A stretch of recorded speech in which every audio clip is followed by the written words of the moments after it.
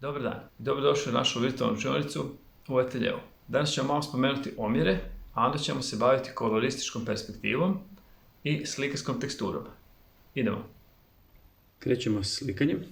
Razdijelit ćemo papir na nekoliko dijelova s ovim linijama. Svaka ta linija gledano od ozdola prema gore nam predstavlja sljedeći brijeg. Svaki sljedeći brijeg je dalje od onoga prije. Krenut ću sa slikanjem od neba. Minimalno ću ga u biti razraditi, dodat ću par oblaka, donji dio oblaka mrvicu tamniji i gore ćemo dodati malo svjetliji. Brda sam krenuo raditi s hladnim bojama.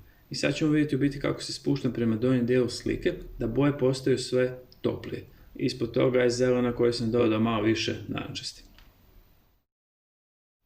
Krećemo s borićima. Vidimo da u biti povučem crtu i onako radim poteze, širim ih malo prema donjem dijelu toga što bi trebalo postati naš bor. Kad slikamo ovako krajolik, ako želimo dobiti dojam prostora, moramo uzeti u obzir i promjenu veličina. Sve što je blizu, kao ovaj bor koji je u prvom planu, je veliko, znači taj bor je najveći, poslije sljedeći bor je malo manji i ovaj poslije još manji, još dalje. Malo ćemo uzeti pauzu od slikanja i popričati se o omjerima. Omjer je odnos dviju veličina. Najmanji bor ćemo uzeti kao mjerilo. I sad nas u biti zanima koliko puta je ovaj sljedeći bor veći od njega. Evo, možemo pribrojati. 2 puta. Ovaj bor u sredini je duplo veći od ovog najmanjeg bora. Kad bi morali brojčano izraziti njihov omjer, rekli bi da je njihov omjer 1:2. Ajmo sad pogledati koliko je ovaj najveći bor veći od najmanjega. Možemo brojati 1, 2, 3. Veliki bor je 3 puta veći od najmanjeg. Brojčano bi to mogli izraziti kao 1:3. Pitanje, kako bi mogli brojčano izraziti odnos između ovog najvećeg i malo manjeg bora, ako nam je ovaj mali bor mjerilo? Evo, vi razmislite, a mi nastavljamo sa slikanjem. Odlučio sam da ću iza ovoga brijega na kojem se nalazi najmanji borić u biti dodati još jedan. To će nam biti još jedan prostorni plan. Bor u prvom planu je najveći. Stvari koje su u prvom planu su nam uvijek najveće, najdetaljnije i njih probamo raditi sa toplim bojama.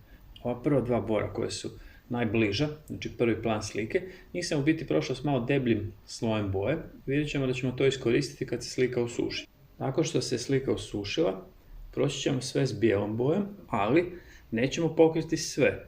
Proći ćemo s polusuhim kistom. Ako imate neki kist koji više nije onako u idealnom stanju, da će onako malo raščupan, uzmite njega. Cilj nam je u biti da se ta bijela boja primi samo na onako hrapavije dijelove slike, da se negdje primi, da se negdje ne primi, da bi nam to djelovalo kao da je snijeg zapao, znači po bregovima i po borovima. Recimo da nam se svidjelo to što se desilo na ta prva dva bora, to što smo išli s debljim slojem boje, pa smo ga onda pokrili s bijelim. Vidimo tu hrapavu površinu, to nam djeluje onako blizu i detaljno. Nastavila je biti slikarska tekstura i dodatno smo je naglasili s bijelom bojom. Ako bi željeli da se ta slikarska tekstura malo više vidi, vratit ćemo se korak unatrag i naslikat ćemo ponovo, odnosno u ovom slučaju ćemo preslikati ponovo taj bor sa zelenom. Dodat ćemo toj zelenoj mrvicu, ali stvarno jako malo crvene, malo plakoste i poslikat ćemo ga opet.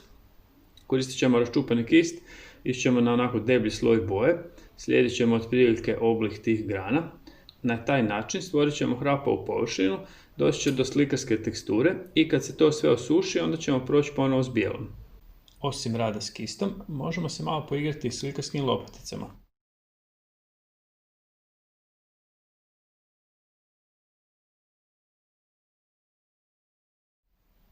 I pogledajmo sad gotovu sliku. Šta smo tu radili da bi došlo do dojma u biti dubine prostora?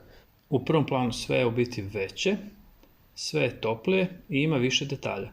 Kako se odmičemo, znači svaki sljedeći brijeg, sve je manje detalja i boje su hladnije. Slika je gotova. Nadam se da vam je ovih par minuta brzo prošlo. Probajmo za vježbu složiti krajolik i uzmemo u obzir ovo o čemu smo razgovarali, kolorističku perspektivu i slikarsku teksturu. Znamo već. Pustimo se, budemo kreativni, bit će sve ok. Sretno!